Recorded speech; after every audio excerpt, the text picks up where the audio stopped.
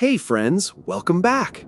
Before you tuck yourself under the blanket or let the glow of your phone lull you toward midnight oblivion, do me the tiny kindness of tapping the like button, tiptoeing over to subscribe, and most important, tell me in the comments what time it is where you are and whether you're already rocking bedhead or still pretending to be productive. The algorithm thinks those little gestures are sacred relics. I just like seeing the global roll call scroll by. Got your pillow fluffed? Fan humming? Lights dimmed just enough to keep the monsters polite? Perfect. Now ease back and picture this.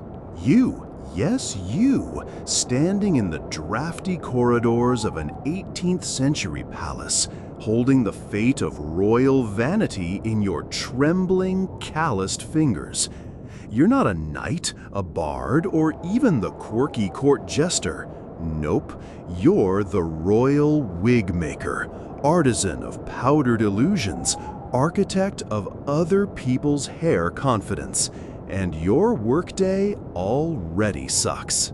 It begins at dawn, because wigs do not powder themselves. The palace rooster hasn't crowed yet, but you're up, dragging wooden buckets of rainwater across a courtyard slick with last night's chamber pot splashouts.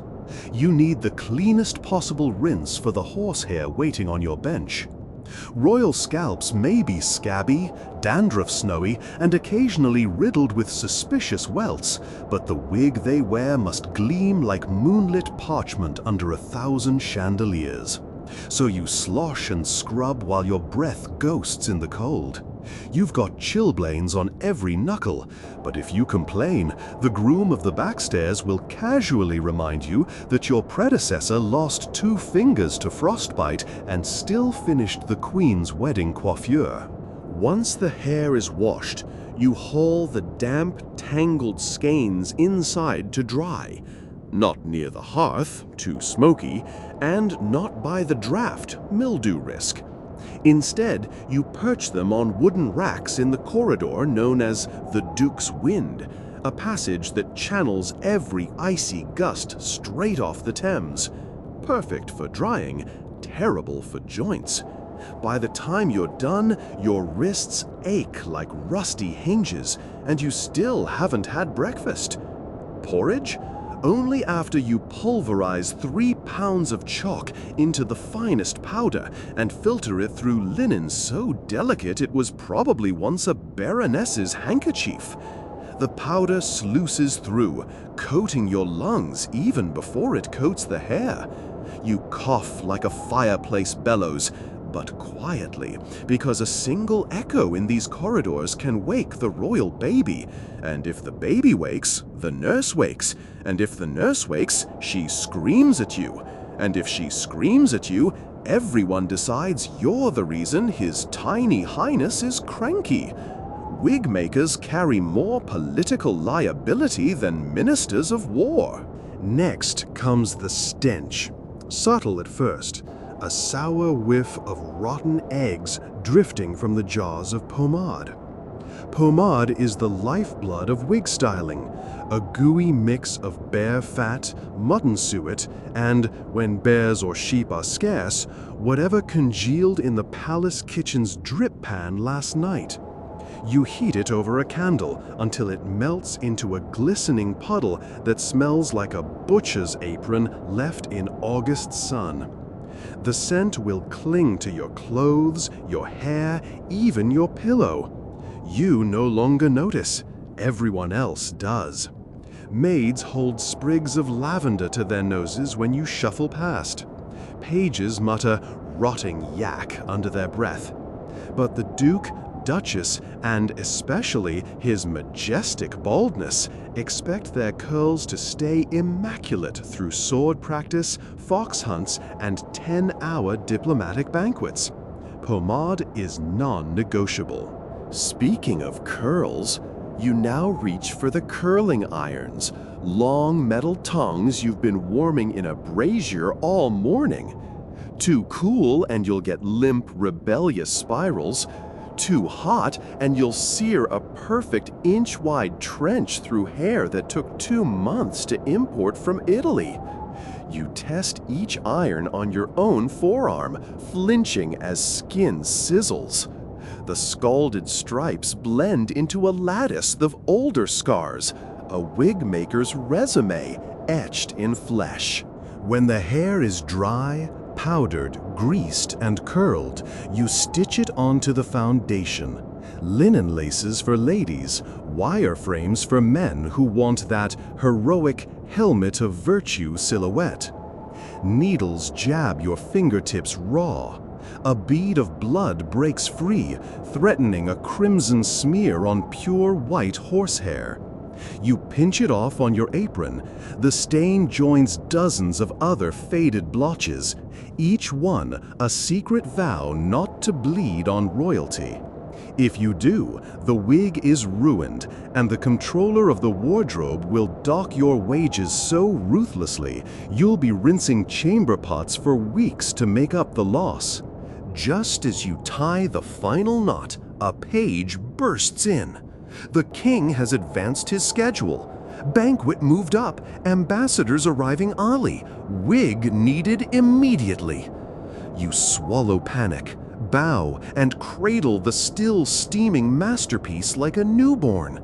Now you sprint, forbidden in royal halls, but tolerated if you can dodge the footmen carrying trays of silver or nuns delivering orphans. Halfway up the grand staircase you stumble. Your shoe heel snaps. You lurch forward, clutching the wig to your chest as though it could break its neck, and somehow regain balance before planting your face on marble. No time to curse. You push on. Outside the bedchamber, 2 equerries stop you to inspect for lice. Not your lice, mind you, horsehair lice. They part each curl, peer suspiciously, and finally nod. Approved. You slip inside, where the king sits shirtless, skull as shiny as a peeled turnip. Court physicians hover with tonics that promise to coax out new growth. So far, they've only raised boils.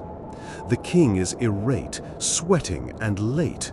He glares at you as though you invented tardiness. You can't answer back. You just bow deeper, position the wig, and pray. Wigs are heavy. Some weigh as much as a newborn lamb. As you lower this one, you feel the king's vertebrae crackle beneath your palms. He winces. If he complains of pain later, you'll be blamed. So you adjust, shift weight toward his left ear, and pin discreetly. Hairpins vanish, hidden in the ruffles.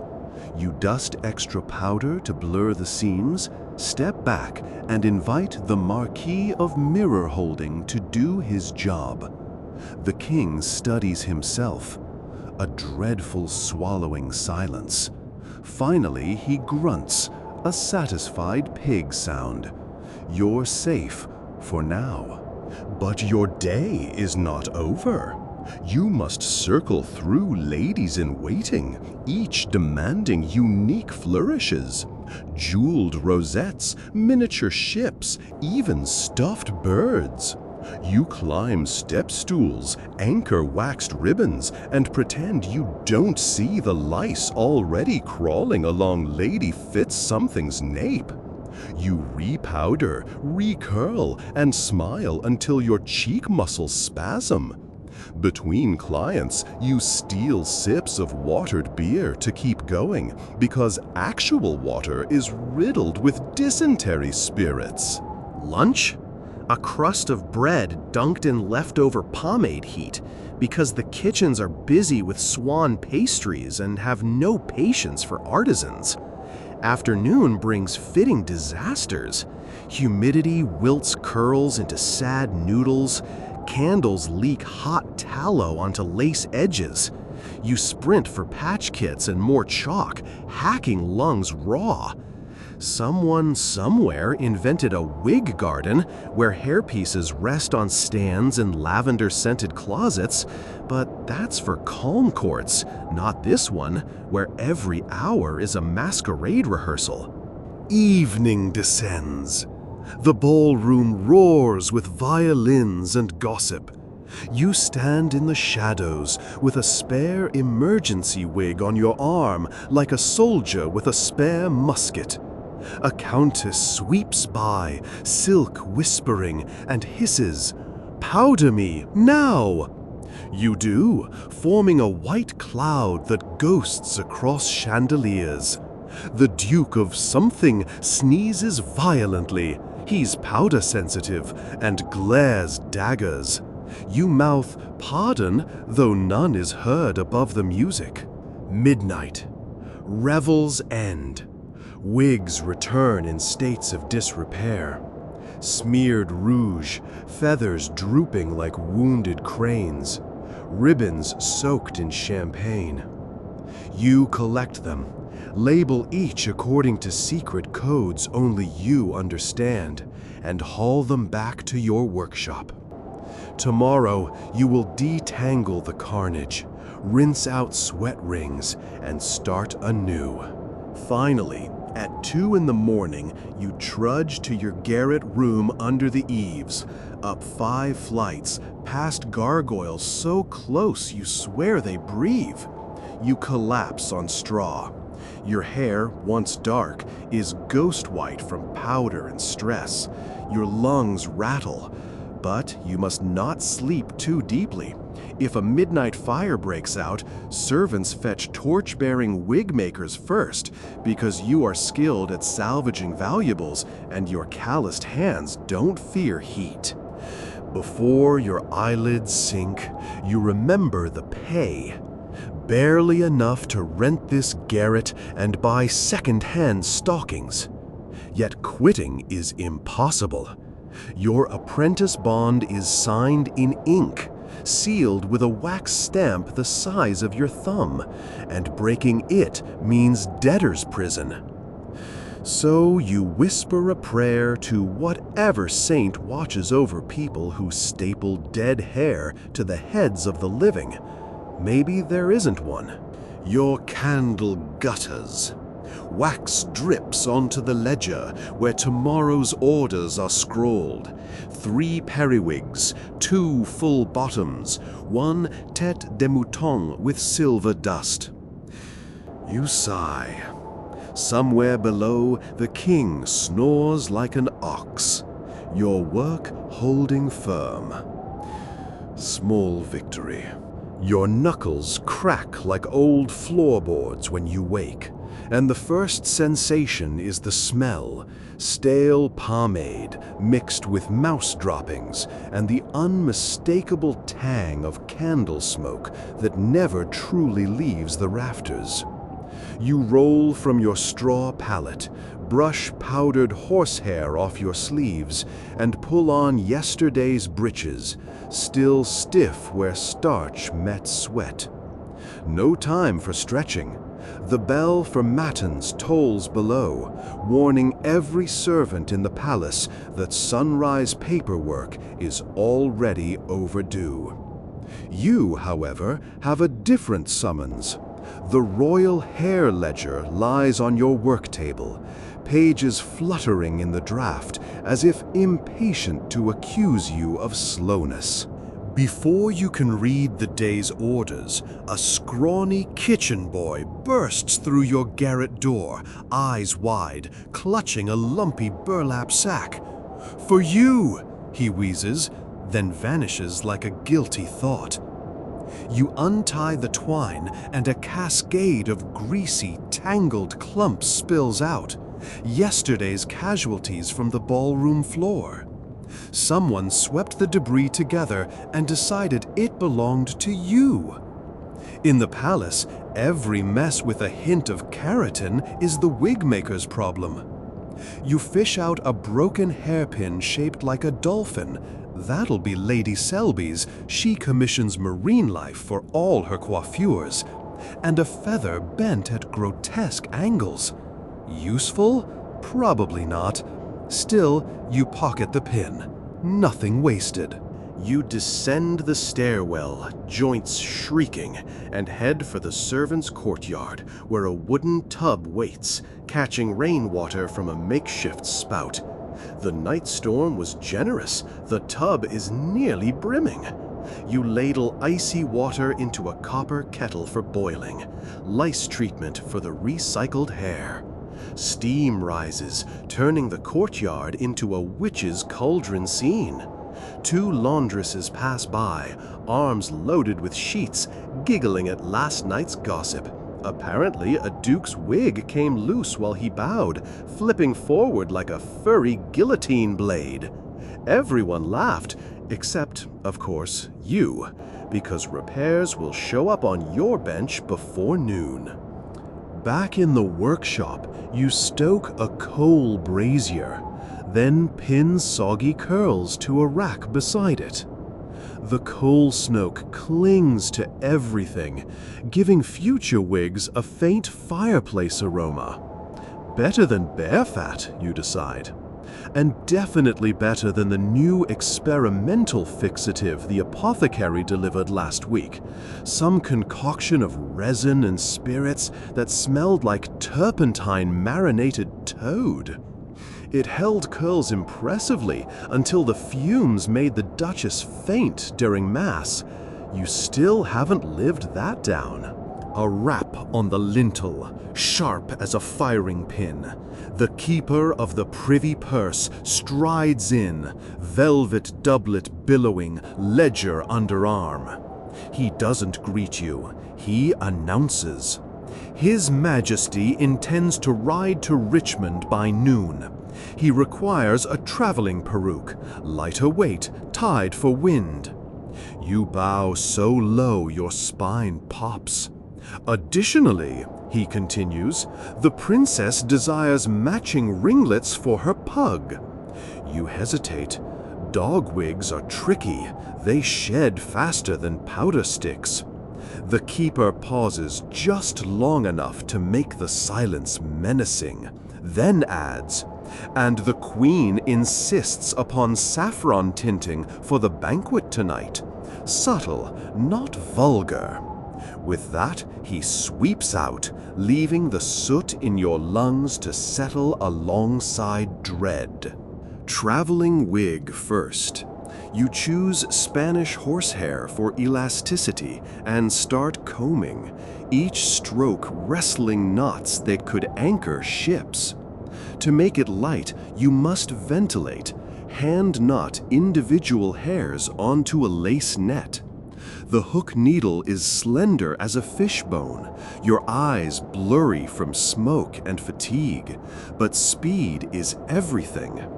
Each knot forms a tiny noose. You wonder if symbolic. Your livelihood woven from 1,000 miniature strangulations. Mid-morning, your apprentice, barely 13, chronically wide-eyed, rushes in, cheeks pink from running errands. He holds a sealed packet, fresh saffron from the royal spice chamber. Twice the price of gold, and you're about to dust it on fake hair. You open the pouch. Threads glow sunset orange, aroma floral and metallic. One sneeze would cost a fortnight's pay, so you breathe shallow, blend the spice with rice powder, and test on a spare curl. Golden sheen, just shy of garish. Perfect. A commotion outside. The farrier's boy leads trumpeting horses across cobblestones. Wind whips through the archway, scattering your measured saffron powder in a shimmering cloud. You slam the window, but damage is done. Half your fortune now dusts the floorboards. You kneel with a butter knife, scraping spice into a pewter dish while muttering every oath the cavalry taught you during your youth. The apprentice joins, using his fingernails to rescue grains. Time ticking.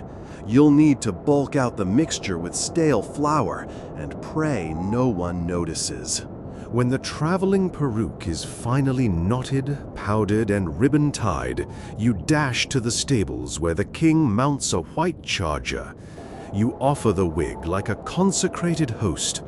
He unstraps his riding helmet, revealing a scalp dotted with salve-covered boils. Apparently, the physician's latest stimulating ointment involves mustard seed. You swallow bile and settle the lightweight wig, securing with a velvet band.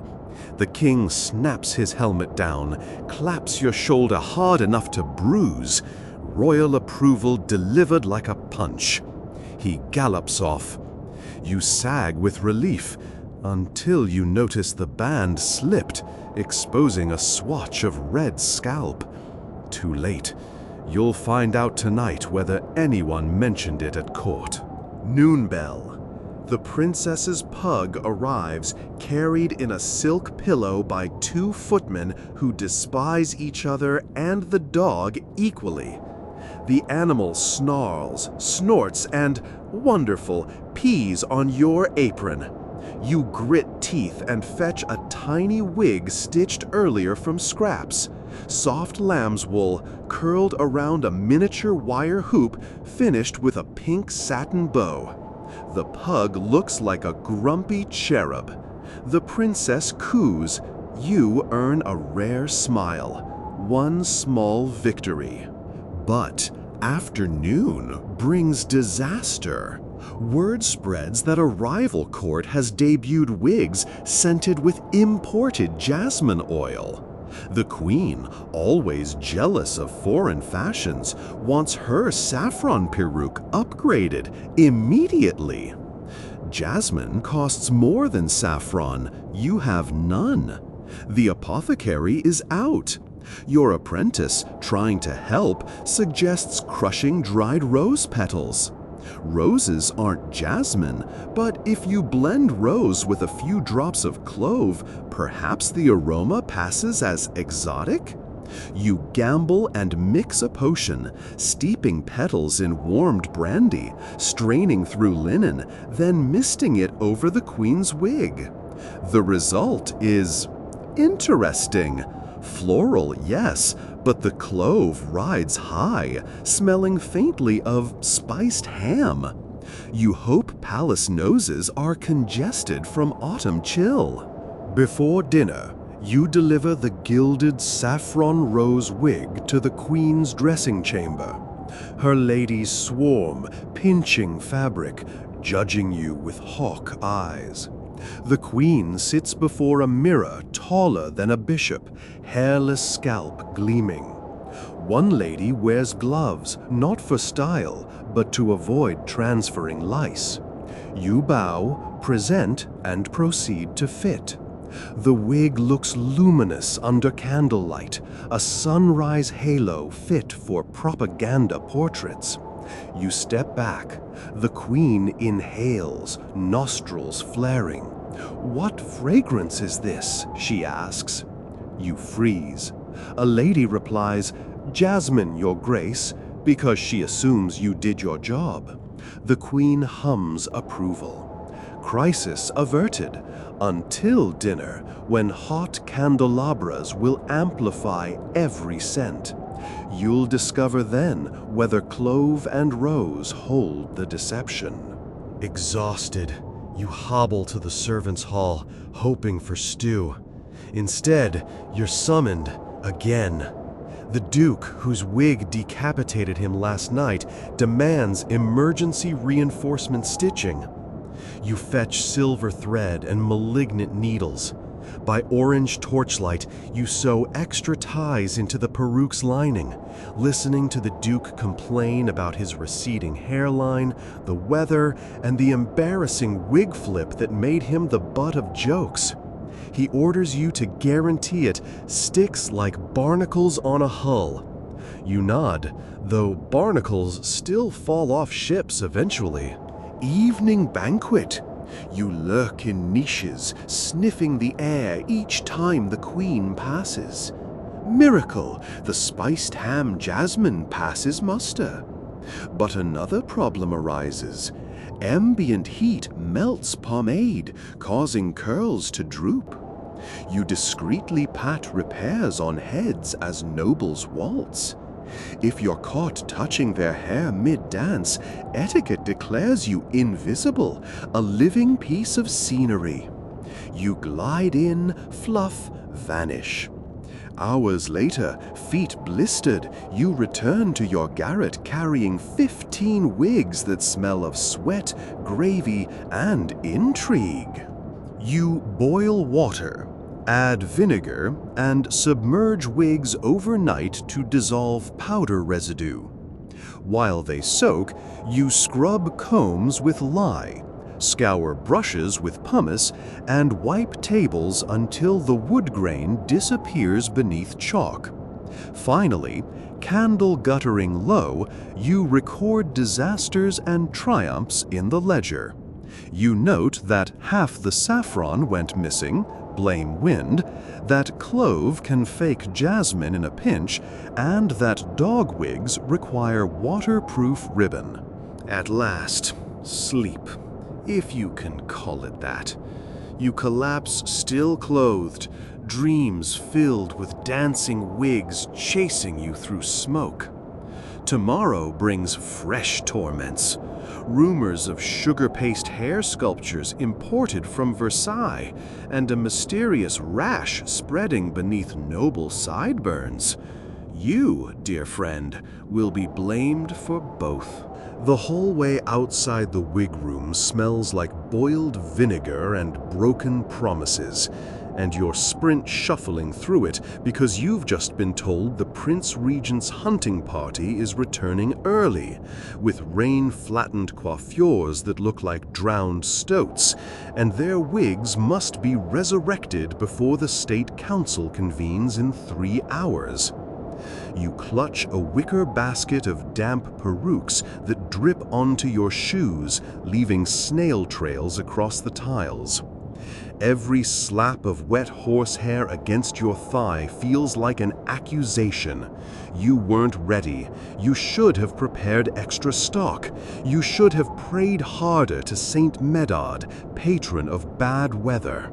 Inside your workshop, the brazier is still warm from last night's vigil. So you heap fresh coal and pump the bellows until sparks leap like angry fireflies. Steam kettles hiss, copper pots rattle, and soon the room is a cloud chamber of heat and humidity. The courtiers' wigs, each worth more than an apprentice's annual pay, have been soaked through with honest English drizzle and dishonest brandy spills. The starch that once coaxed them into elegant corkscrews has dissolved, leaving limp tendrils that cling together in forlorn tangles. If you don't restore their glory, the council chamber will erupt in snickering, and the prince will vent his embarrassment by docking your wages, or worse, assigning you to powder the royal mastiffs for a month. You string a line of hemp cord across the rafters, clothespins at the ready. One by one, you hang the wigs like furry pheasants to drip dry while you prepare the reviving solution. A secret mixture of egg white, alum, and orris root water. The recipe came from an Italian barber who claimed it stiffened curls even in Venetian fog. You bribed it out of him with 2 tins of English snuff and the promise of a discreet liaison with the pastry cook. It's never failed you, yet. You whip the ingredients with a birch twig until peaks form, then fold in a thimble of spirit of wine to quicken evaporation.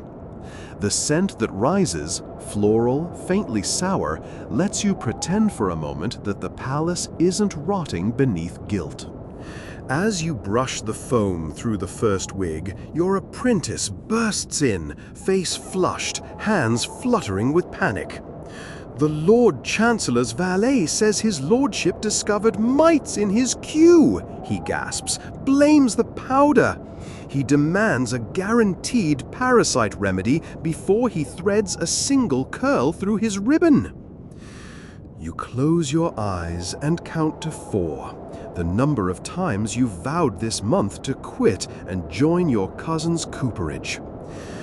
Mites, lice, fleas, they all leap from human hosts into horsehair, and no wig maker can promise immunity. Still, you nod gravely and instruct the boy to fetch sulfur flour and lavender oil. You'll concoct a fumigation sachet to appease the Chancellor's paranoia. Whether it works is irrelevant. Belief is half your trade. While the apprentice clatters away, you return to the prince's peruke, the one with those extravagant side wings the court calls swan's breath. The rain collapsed them into soggy bat ears. You tease each plume with a bone comb, coaxing lift, then pin strips of parchment inside to brace the arches while they set. Parchment is your clandestine scaffolding, invisible once powder falls, but strong enough to hold the weight of vanity. You wonder if parchment props up the monarchy too. A sudden commotion echoes up the staircase. Metal-shod boots, shouting, the rustle of silk in distress. Before you can straighten your waistcoat, Her Grace the Duchess of Aylesford bursts through the doorway, veil askew, clutching a battered hatbox. "It's a catastrophe!" she wails, thrusting the box at you. Inside lies what hours ago was her favorite party wig, an elaborate tower festooned of artificial grapes and a miniature windmill. Now the grapes are mashed, juice streaking pink through powder, and the windmill blades droop like wilted petals. She explains, between sobs, that her carriage hit a pothole, the hatbox flew to the floor, and a footman stepped on it. She must wear it tonight to a diplomatic supper. The centerpiece theme is abundance of harvest, and nothing else will do. You set the prince's wigs aside and study the ruin. The wooden windmill mast is snapped, grapes flattened, ribbons frayed. But the base structure may be salvageable. You calm her with promises. "Your Grace, by Vespers it will bloom better than in June," and send her away. As soon as she's gone, you mutter to the brazier, "Saint Cosmas preserve me." You dispatch the apprentice to the kitchens for fresh grapes and to the toy maker's stall for a tiny windmill replacement, if such exists. Minutes later, a message arrives via footman. The Queen is delighted with yesterday's saffron gloss and requests an encore, only greener. Something of spring meadows, the note says, subtle as dawn. You stare in disbelief. Green powder? The apothecary's verdigris tint is toxic. It blistered a page's eyelids last year. You'll have to invent a safer hue. Crushed spinach, dried and ground, mixed with rice and a hint of malachite dust sifted through muslin. Risky, the mineral can stain skin, but if you cut it fine enough and whisper its imported Venetian verdure, perhaps her ladies will applaud. Your table now resembles an alchemist's nightmare. Bowls of foaming stiffener, bundles of sulfur, twisting grapevines, and a mortar where you grind spinach into paste. Between tasks, you rotate the prince's wigs over the brazier like joints of meat, careful not to scorch them. The hemp line sags under their damp weight. You prop it with a broom handle. A spark leaps from the brazier, lands on the broom bristles, and flares. You smother it with your apron. Fire, every wig maker's eternal terror, could turn your world into cinders in seconds. You keep a bucket of vinegar water at your feet, always. Afternoon slides toward dusk. The toy maker has no windmill, but offers a doll-sized weather vane shaped like a rooster. You accept. It moves in drafts, so with luck it will look appropriately pastoral. You carve a new mast from quill wood, pin the vane, repaint with egg tempera, and embed it into the Duchess's wig core, reinforcing with beeswax. Grapes are threaded on silk wire, plump and glistening. You recurl the horsehair tower, dust it with clove rose powder left from yesterday, and step back. It is excessive, ridiculous, perfect, and none will guess 2 hours ago it lay flattened like roadkill. Meanwhile, the prince's hunting wigs are crisping nicely. Parchment supports hold their proud sweep. You dust them with plain white starch. Masculine wigs want no fragrance beyond civet musk, and tie them in net bags for delivery. The prince's equerry takes them, nodding perfunctory thanks, and flips a silver groat into your apprentice's hand.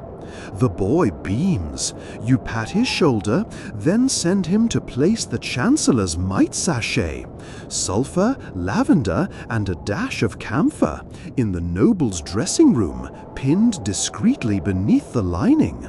At last, the green powder. You sift until it resembles crushed jade. Add the lightest pinch of orris for scent, then test on a discarded curl. Under candlelight, it glows pastoral, not poison. You breathe relief. The queen's wig is fetched, and you work by lamplight, tapping powder through a gauze bag while rotating the peruke on a stand. Soon, the curls shimmer like moss after rain. You finish with a garland of silk primroses, spring in winter. Evening candles are lit throughout the palace.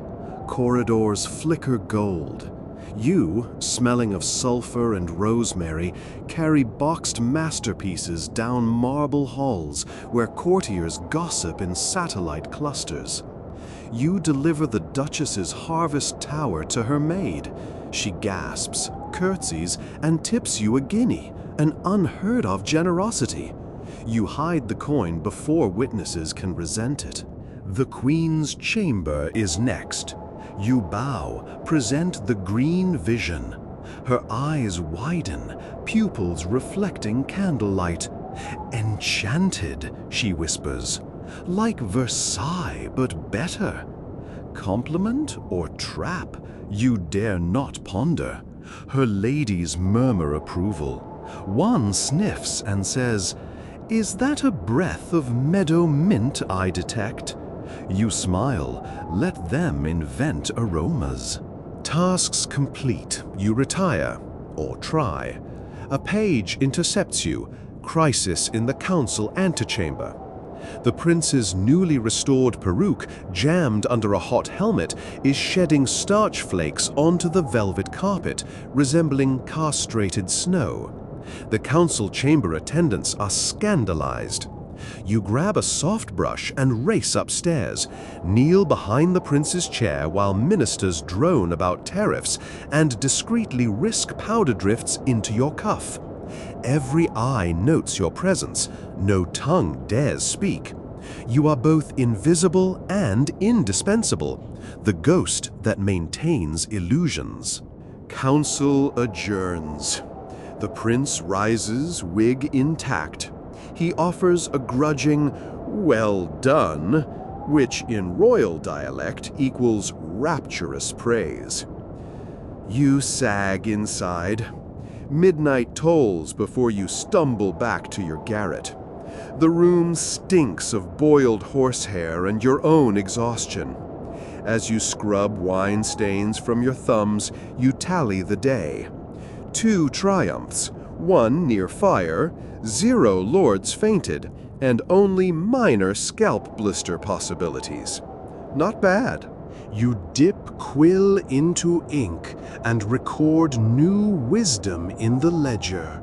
Spinach plus malachite equals viable verdure. Avoid perspiring clients. Parchment braces char better than whalebone in damp. Dog wigs remain unpredictable. Pursue oiled silk lining. Fire vigilance. Relocate vinegar bucket closer to brazier. The moon peers through the dormer window, silently judging your posture. You blow out the candle, crawl into straw, and pray tomorrow's fashion decree involves modest ribbon changes, not powdered lightning bolts or sugar glass hummingbirds. Your eyelids close on visions of wigs spinning like planets, each with its own orbit of vanity and disaster, and you chasing them through smoky constellations. Dawn sneaks into the city draped in chill fog, and you're already awake, fingertips probing yesterday's blisters while the first sparrow scolds you from the gutter. A court courier hammered on your shutters before sunrise with a wax-sealed command. The king has decreed a surprise procession through the capital at noon, in honor of an obscure saint no one remembers, but everyone must suddenly venerate. Which means every ranking noble, diplomat, and vanity addict within 2 leagues will demand their wigs refurbished, powdered, perfumed, and, worst of all, rainproofed. Because the sky above the palace presently resembles wet parchment about to tear. You pour cold oat broth down your throat, sling on your leather apron, and descend the garret stairs 2 at a time, knees creaking like an old lute. In the workshop, your apprentice, Giles, dozes on a stool, cheek pressed to a wig stand. You clap once, sharp. He jolts upright, knocking the stand over so a half-finished courtier bob flips into the brazier ash. You fish it out with tongs. The singed edge smells like roasted goat. Great start. Orders sit piled like battlefield dispatches on your work table. The Marchioness of Worthing insists her wheat-colored ringlets be lengthened by at least 2 inches to evoke classical statues. Lord Bannister wants his peruke stitched with tiny silver bells that will jingle patriotic hymns as he walks. And the Prince Regent, fresh from yesterday's hunting fiasco, now desires a wig so low it hides his prematurely balding temples, but so high it still towers over the foreign ambassadors. You mutter a prayer to any listening angel of aesthetics. Giles stokes the brazier while you inventory materials. 2 bundles of Spanish horsehair, pale as moon water. A packet of imported gum tragacanth stiffener. 1 dwindling pot of violet powder mixed with crushed pearl for daylight shimmer. Exactly 3 parchment sheets left for structural inserts. And tucked in a drawer, the emergency cash. A coil of Italian silk hair harvested, rumor says, from the late Contessa Albani after her sudden, scandalously bare-headed demise. You ration supplies like a besieged general. The prince's towering disguise gets first claim on parchment. The Marchioness's lengthening project will devour the Spanish hair. Bells for Lord Bannister?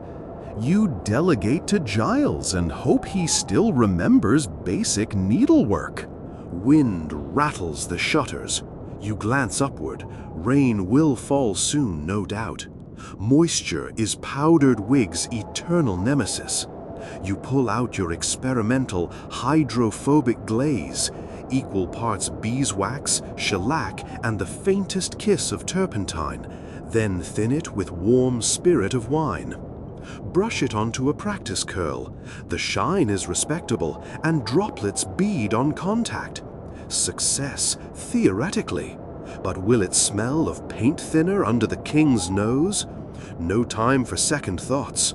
The first client bangs at the door. Lord Hampsley, eyes bloodshot, cheeks pink with brandy breakfast. He dumps a tangle of auburn curls into your arms, slurring, "Make it worthy of St. Ethelgod's mercy."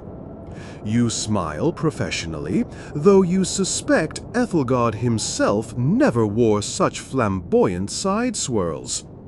Hampsley collapses onto a stool and begins snoring before you finish your courtesy bow. You let him sleep. His wig needs a full boil curl powder cycle anyway. Giles returns, bells in hand, 30 tiny silver globes, each etched with a crown. You test their chime, pleasant if not overused. You instruct him to sew them along the outer rows of Lord Bannister's curls, spacing so they ripple in sequence. Giles frowns, fingers clumsy with small needles, but nods. Meanwhile, you tackle the Marchioness's request. 2 inches of length means splicing new strands into the existing weft. You separate locks, tease them with a boar bristle brush, and begin knotting additions. It's slow, meditative, almost peaceful, until a feather-cap footman barges in shouting that the Duke of Claremont just spewed venison pie onto his full-dress wig and needs immediate salvation or he'll boycott the procession. You send Giles with vinegar rinse, instructing him to mop the Duke's disaster, cut out any sticky knots, and return with the wig. Giles pales, but obeys. Alone again, you notice Lord Hampsley's drool pooling on your silk footstool. You drape a towel under his chin, damage control. Minutes gallop by. Rain starts in earnest, drumming the windows. You swing into triage mode. All wigs must bear the downpour and emerge photogenic for the crowd. Hydrophobic glaze becomes your lifeline.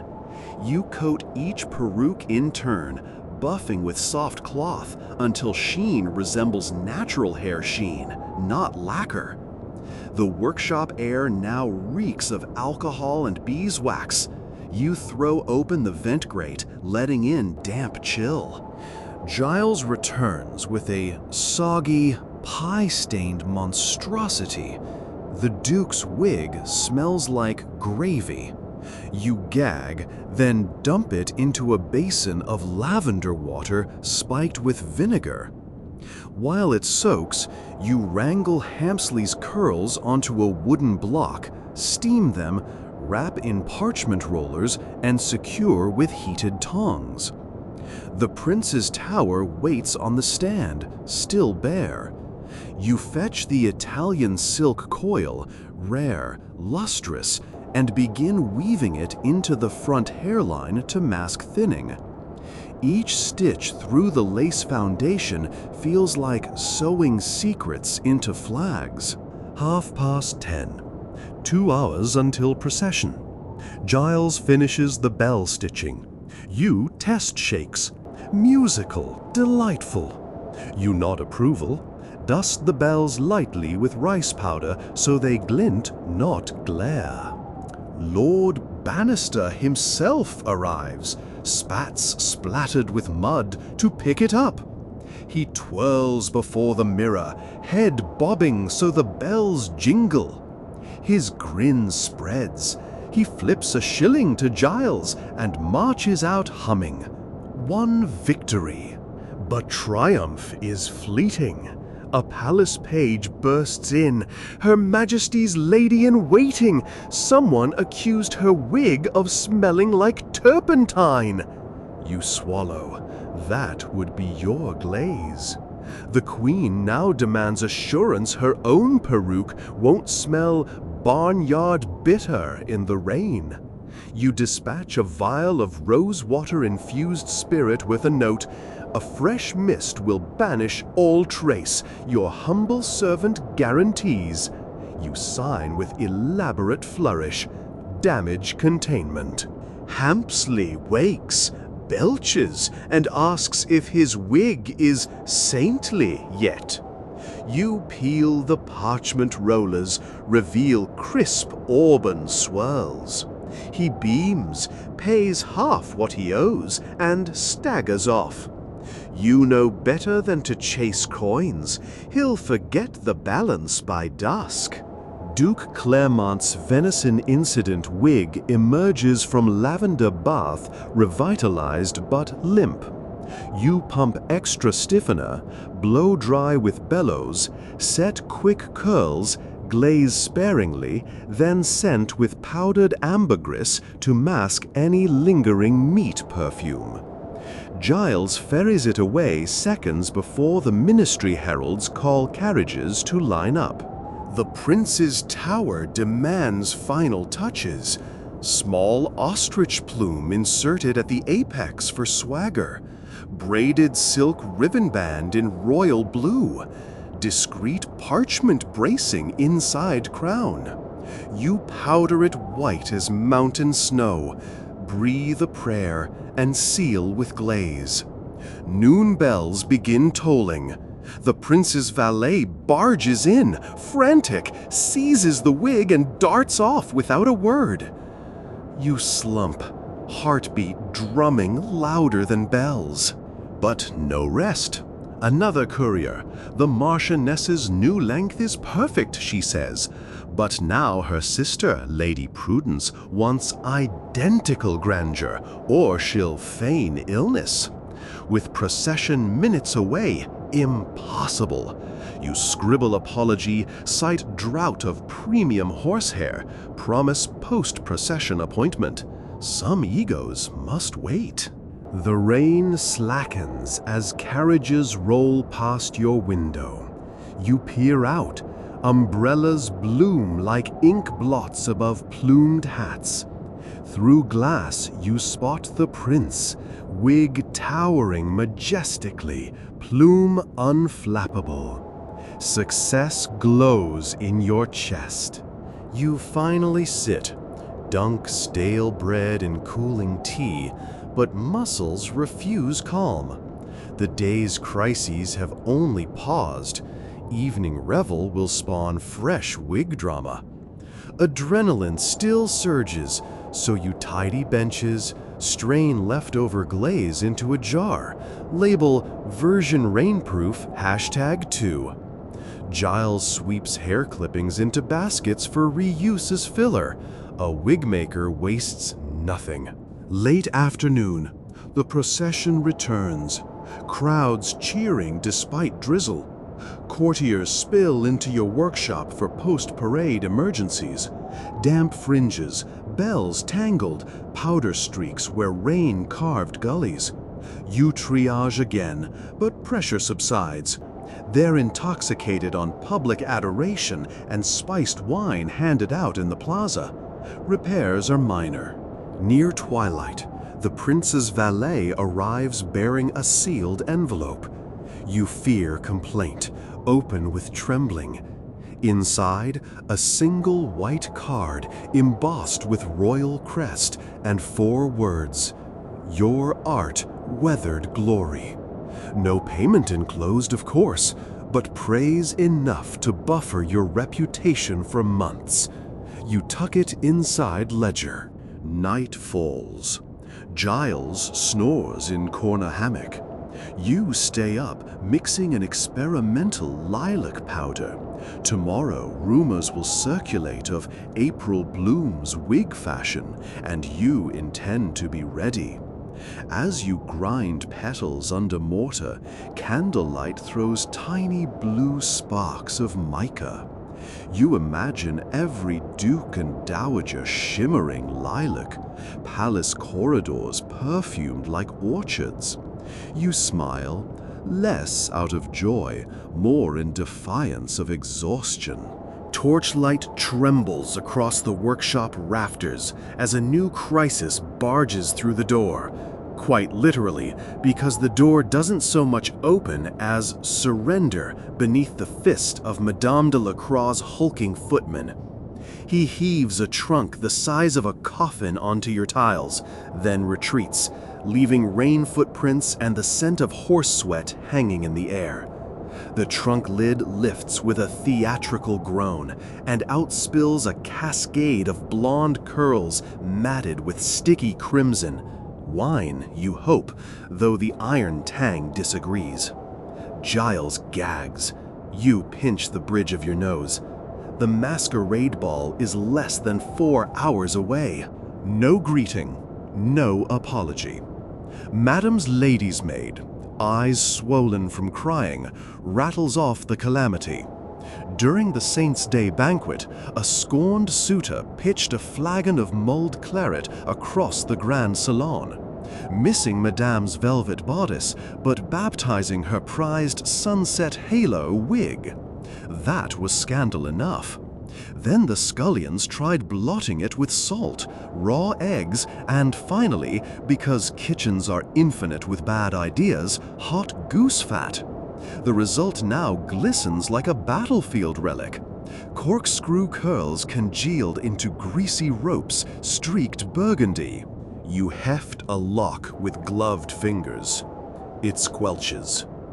Ball starts at 9, the maid whispers.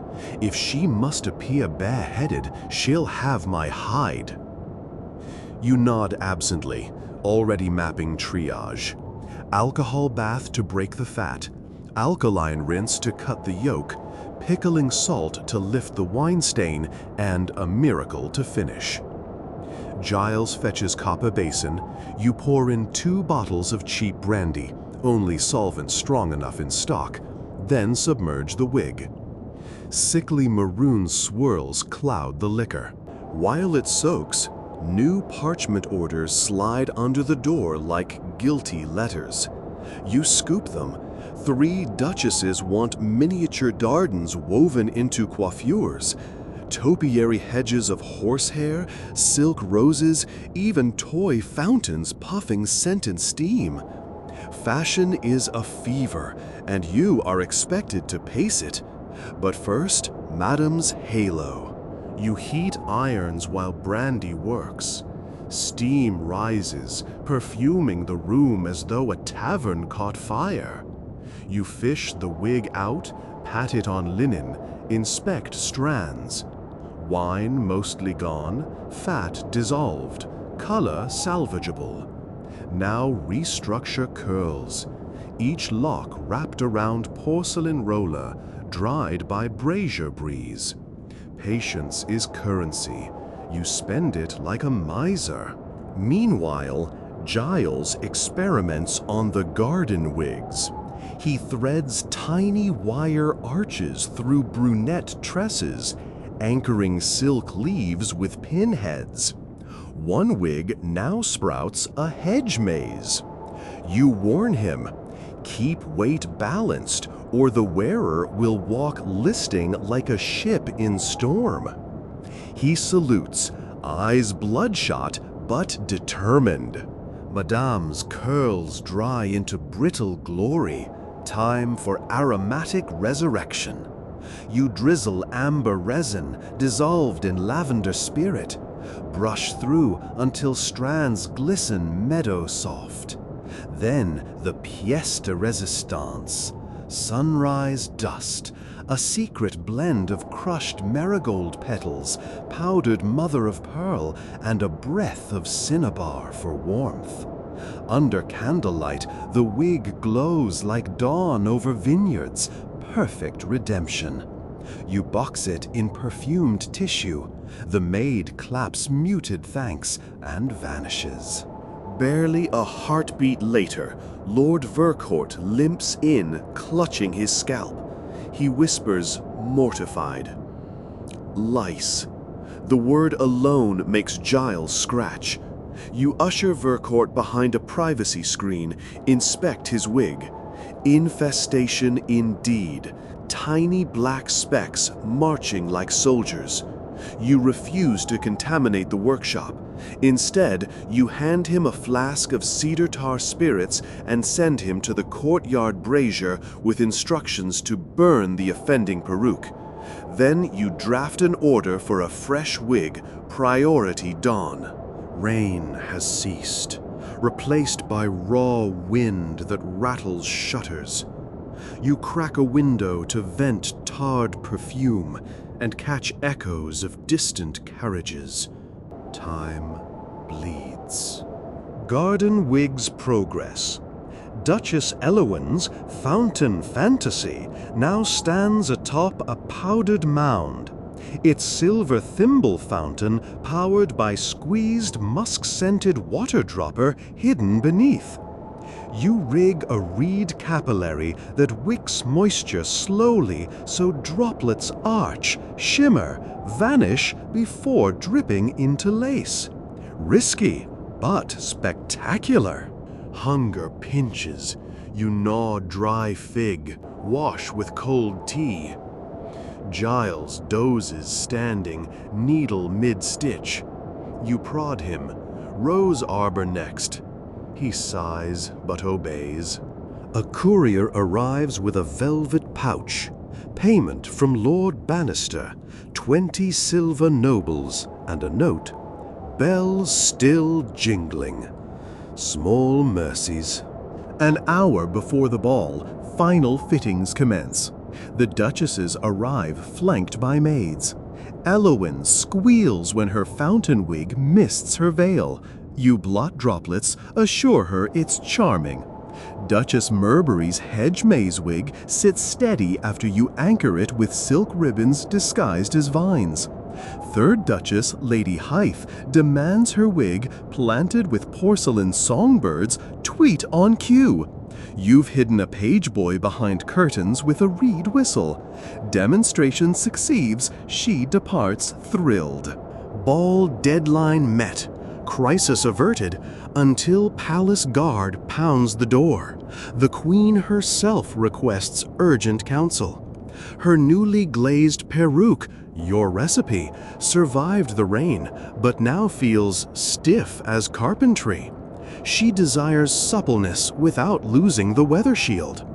You pack a satchel of rosewater glycerin mist, softening brush, and hurry to palace. Silk carpet halls swallow your footsteps. In the queen's chamber, she sits before a mirror, studying herself like a scholar reading omens. You show gentle hands, lift sections, mist lightly, brush in quick downward strokes. The wig yield reminds you of thawing winter fields. The queen relaxes. She asks about your life. Unheard courtesy. You reply carefully, mention lineage of wig craftsmen. She nods, half listening, already admiring her reflection. She grants a brooch, a tiny emerald leaf, as payment, worth more than silver. Back home, workshop yawns empty, except Giles, asleep on heap of sawdust meant for future cork fillers. You drape cloak over him, extinguish lamps, save one. Ledger awaits, ink blots like constellations map the day. You record earnings, materials spent, and one new entry under experiments. Sunrise dust effective, brandy bath passable, need cheaper solvent. Quill down, shoulders sag. Yet mind churns with tomorrow's storms. Rumors of visiting foreign queen demanding gravity-defying coil 8 feet tall. You imagine bamboo splints, hidden wire scaffolds. Sleep feels far away. Rain hammers the workshop roof like an impatient drummer while thunder bellies roll across the city, rattling shutters and fraying tempers. In the garden court, a lightning bolt forks so close that the iron weathercock atop the palace chapel glows blue for a heartbeat, then spits sparks down the slate tiles. Every street lamp flickers, and somewhere a sentry yelps as his halberd sizzles with borrowed electricity. You stare at the scorched horizon and know two things instantly. First, every wig powdered with starch tonight is about to become tinder. And second, the queen will still expect to dance beneath chandeliers as though the sky isn't trying to barbecue the kingdom. Your pulse dashes like a rabbit.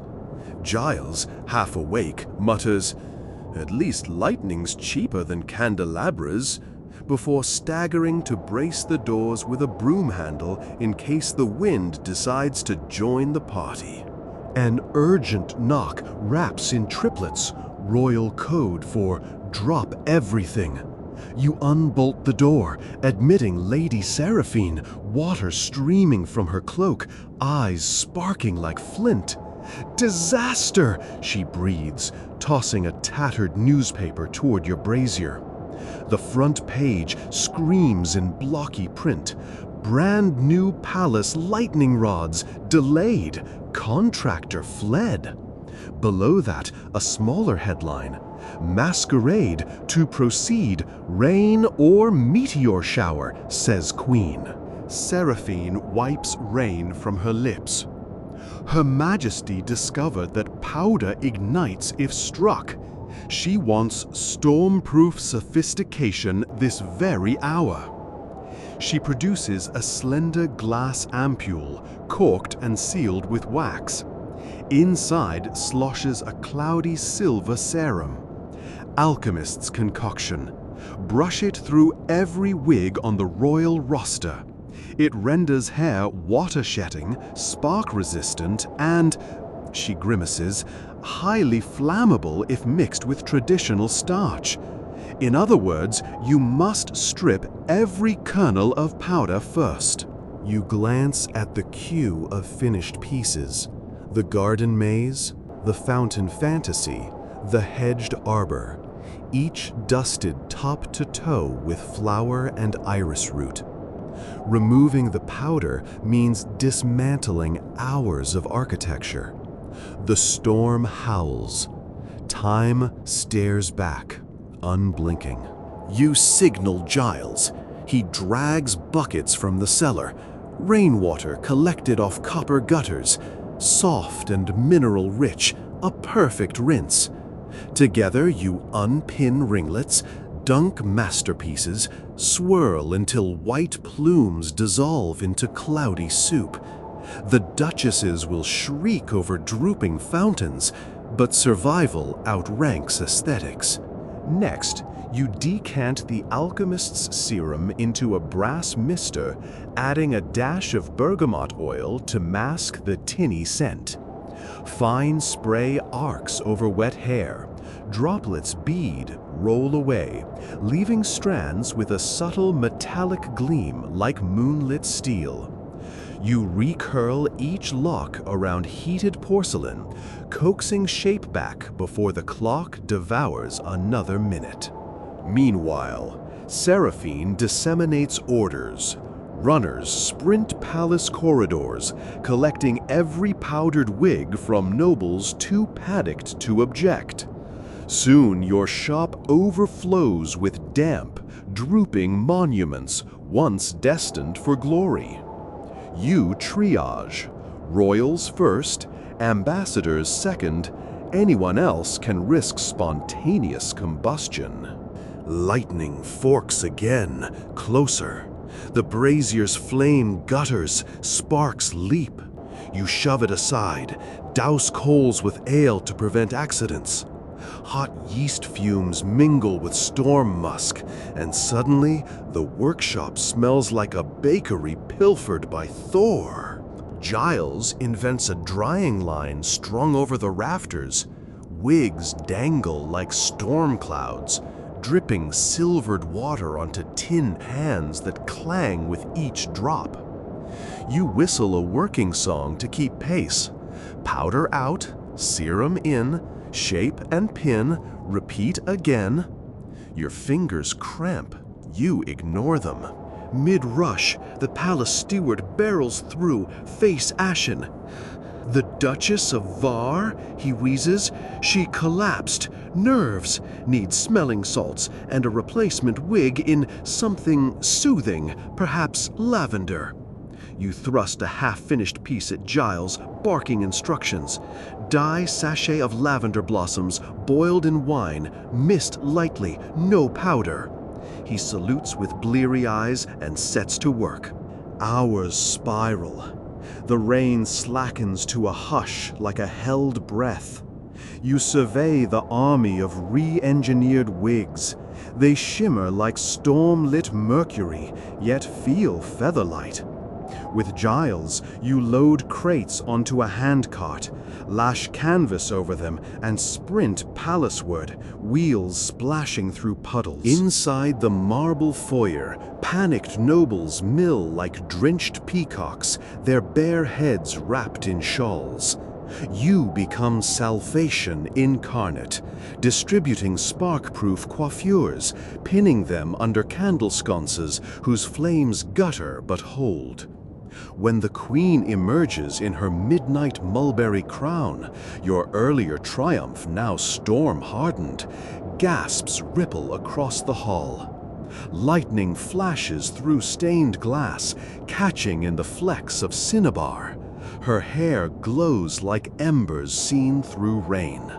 Applause booms loud enough to rival thunder. Music strikes, a wild galliard. Partners clasp.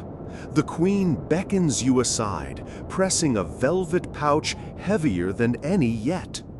You have saved not only my reputation, but the palace itself, she murmurs. Name your wish. The room spins. You stammer something about a larger workshop, perhaps royal patronage. Her smile is answer enough.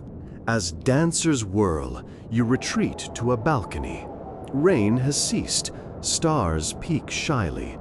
Giles appears, hauling 2 goblets and a pilfered bottle of sweet Rhenish. You clink to survival, to ingenuity, to tomorrow's inevitable chaos. Before dawn's first tint, you're back at the bench, logging expenses. Brandy, gone. Serum, empty. Nerves frayed. Yet a new line glows. Commission, Royal Wig right in ordinary. You trace the letters twice, unsure it's real.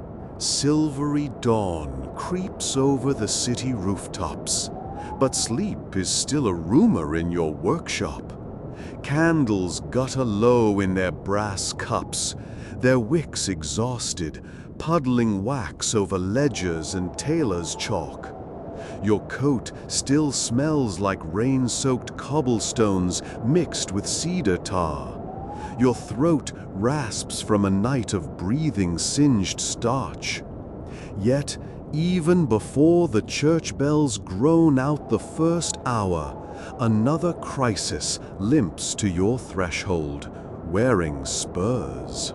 Sir Percival Stowe, Knight Commander of the Emerald Order, and, more importantly, Her Majesty's favored cousin, stumbles through the door clutching a satchel shaped suspiciously like a severed head.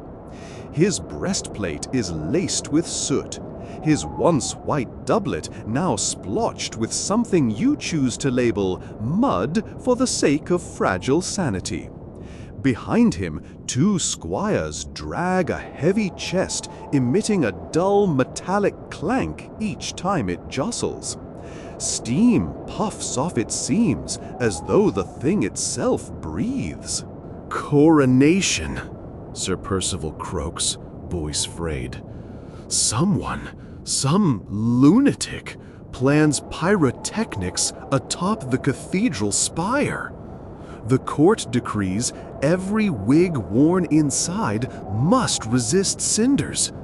The ceremony starts at sunset. I volunteered your ingenuity.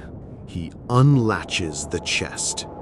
A hiss of hot air rolls out, smelling of gunpowder and burnt sugar. Inside lie 6 steel spheres, new forged firework mortars for the spire's crown. The knight's knuckles are blistered. You see where sparks kissed skin through gauntlet rivets. Giles bolts upright from his stool, knocking over a tower of wooden curl rods. Spark-proof? Storm-proof? Now cinder-proof? He mutters, pushing hair from bleary eyes. You kneel, studying a mortar's soot-black lacquer. Splinters of fuse poke from its belly like whiskers. If the cathedral roof erupts in a rain of glowing charcoal, wigs across the nave will transform into tinder nests. You inhale slowly. Your breath tastes like fear, garbed as resolve. The Queen's coronation, a spectacle of silk banners, incense, and 1,000 votive flames to outshine the winter dawn. Your name is newly inked as Royal Wigrite. If a single noble scalp ignites, it becomes your legacy in ash script. Sir Percival drops the satchel onto your table. Inside swirls a tangled wig. Her Majesty's solstice halo, 46 inches of silver blonde hair laced with seed pearls. Now mottled brown from smoke, it crackles under your glove like leaves in drought. The knight's gaze pleads beyond pride. Your Majesty would prefer not to rule bald, he whispers. The plan births itself in fragments. 1. Strip the starch again, but quicker. No time for gentle rainwater rinses. You fetch 4 amphorae of clear spirit, distilled from beetroot in the alchemist quarter, known to dissolve powder in a blink, though it peels skin if mishandled. Giles lines a copper tub, pours the spirit. Vapor curls, stinging eyes. 2. Replace lost body with something flame retardant. Your mind rifles recipes. Alum, soap bark, clay. None quite right. You recall a traveling perfumer's trick, mixing borax with gum arabic and dragon's blood resin to make fabrics ember-resistant. Scaled for hair, you'll need proportions precise as psalm verses. 3. Shield each strand inside a glass-thin glaze. The alchemist's silver serum from last night repelled water, but sparks still scorched ends. Add mica dust to reflect heat and a drop of whale oil to maintain flexibility. Too much, wigs drip. Too little, they crisp. 4. Design discreet ventilation. Those firework mortars will blast heat downward into the nave. You sketch slotted combs, thin copper ribs plated with tin, sewn invisibly beneath curls to whisk hot air away. Theory untested, but failure isn't an option. You and Giles slide the solstice halo into the beat spirits. A fizz like angry bees erupts, starch clouds coil then vanish. You fish out the bundle with tongs, dripping clear, and pat it across silk towels. A glance at the hourglass, the day already sprints. Through the shutters, you spot palace pages darting street to street, plastering proclamations. Cathedral grounds closed until coronation. Merchants haul crates of rose petals. Students on rooftops adjust trumpet standards. Robed clergy rehearse chants echoing off stone. You send Giles to the apothecary with a parchment list. Borax, gum arabic, dragon's blood, powdered mica, and, if available, 1 vial of quicksilver to brighten pearl highlights. He flees into drizzle. While alone, you spread the damp wig over a brace of willow hoops. each strand separated by bone combs. You chant your own liturgy: smooth, separate, strengthen. Lighting small braziers beneath, you let gentle heat coax water away. Giles returns breathless, arms overloaded. He also brings news. The fireworks master confesses he packed twice the usual powder for extra majesty. Excellent, or catastrophic. The mixture forms in a porcelain basin, milky rose, shimmering with mica. You dip goat hair brush, paint the wig root to tip, working quickly so gum doesn't clump. It dries into a halo that feels satin cool, yet resists a test coal you drop from Tom's. The ember sizzles and rolls off, defeated. Now for ventilation combs. Giles hammers copper wire flat on anvil, shears slits with tin snips. You thread them along the underside, anchored by invisible horsehair. A flick of your bellows sends air through. Little channels whisper. Triumph pings your ribs. 6 more high-ranking wigs arrive by courier. Countess Sharrow's platinum halo of heliotrope, Archbishop Valen's cascading seraphic falls, and 4 ambassadors' creations. All must undergo same baptism. Workshop becomes steam house of spirits and resin. Mid-afternoon, you're summoned to cathedral for final staging. You pack wigs into lacquered cases lined with lamb's wool and ride in Percival's coach. Streets churn with excitement, crowds wave olive boughs. Children scatter petals, vendors hawk sugar almonds. Inside cathedral, stone smells of wet incense. Sunbeams pierce stained glass, painting pews in ruby and emerald. High above, scaffolders adjust mortar shells in iron cradles. Sparks already fall as they test fuses. You flinch. The queen arrives in travel cloak. You kneel, present the solstice halo. She taps it, surprise softening her brow at its cool resilience. You fit it upon her hair, secure with pearl-tipped pins. She turns before a silver mirror. Candles glint off mica. Satisfaction blossoms. She signals for wine for you, a rare honor. One by one, you install wigs upon nobles, checking ventilation. The archbishop raises a brow at copper combs. You whisper, "Divine wind, your grace," and he laughs thunderously. A bell clangs. 1 hour to coronation. You scurry to watch the pyrotechnic rehearsal. A mortar ignites, choking roar up the spire. Crimson comet explodes above, raining golden flecks. Some flecks drift inside through clerestory windows, blazing confetti. They bounce off your sleeve and extinguish harmlessly. Your coating holds. Yet something odd catches your eye. On the mortar's rim, hairline cracks. New iron, still tempering, stressed by heat.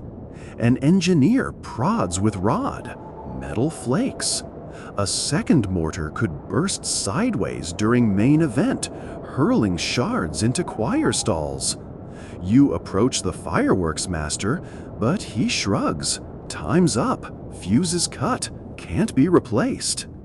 You sprint to Sir Percival, breath ragged. He pales. If it ruptures, shards could strike the royal dais, you warn. Rain of iron, lace of blood. He commands sappers to reinforce with wrought bars and leather wraps. You assist, wrapping molten-smelling straps while your fingertips blister. Dusk folds violet cloth over sky. Cathedral's bells toll. Congregation floods pews, ocean of jeweled wigs, each a quiet testament to your hands. Incense rises, choir chants, procession begins. The queen, beneath solstice halo, advances along a petal-strewn nave. Your knees tremble. She ascends dais, kneels. Bishop anoints her brow. Outside, fuse lines sizzle. Whump. First mortar intact, a halo of shimmering white stars. Cheers. Second explodes skyward safely. Then the suspect third. Its boom feels wrong, low, throaty. You spot a red glow in the mortar mouth. A crack. Iron splits. A shard screams downward like a hunted hawk. Gasps freeze air. Instinct overrides. You leap from shadow, tackle Sir Percival sideways as fragment cleaves the space he occupied. It ricochets across flagstones, embedding in choir screen. Silence implodes into chaos. Guards rush, smoke billows, but no wigs ignite. Mica glints calm. The queen rises unshaken. She lifts gloved hand for quiet, addresses crowd. Even iron envies our resolve. Rise and witness dawn of a safer realm. Applause quakes rafters. After ceremony, Medicus bandages your scorched palm. Queen seeks you, gratitude luminous.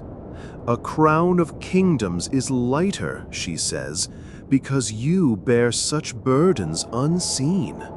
She bestows a signet ring, polished moonstones set in gold, engraved with tiny comb and flame crossed. Later, palace feast, tables sag with roast peacock, sugared almonds, rivers of Rhenish. You sit near kitchen door, content. Giles toasts you with cherry brandy. Musicians strike viols, nobles dance, wigs sparkling ember-proof. You slip outside to courtyard. Frost kisses statues. You breathe cold, stare at cathedral spire now still. Ring gleams. It feels undeserved, yet warm. In that quiet, you remember the watchers beyond time. Listeners curled in beds, eyelids heavy. You murmur to them, letting candle smoke carry words. Tonight we glazed hair with armor, danced under falling fire, and proved artistry can outwit disaster. If your own nights grow wild with sparks of worry, remember this. Ingenuity is simply fear that refuses to freeze. Tap subscribe before sleep snuffs the lamp. Share the strangest crisis you've ever turned into triumph. And ring that bell so I can hurry back the next time lightning looks your way. If you crave new tales, perhaps of the palace chocolatier whose confections could topple dukes, just whisper, continue. Until then, may your dreams be soft as fox fur powder puffs, and your mornings free of stray embers. The moon climbs. Your pulse finally slows. And somewhere deep in the cathedral loft, a single copper comb catches starlight and cools. Proof that sometimes the small things save crowns, kingdoms, and restless hearts wandering toward sleep.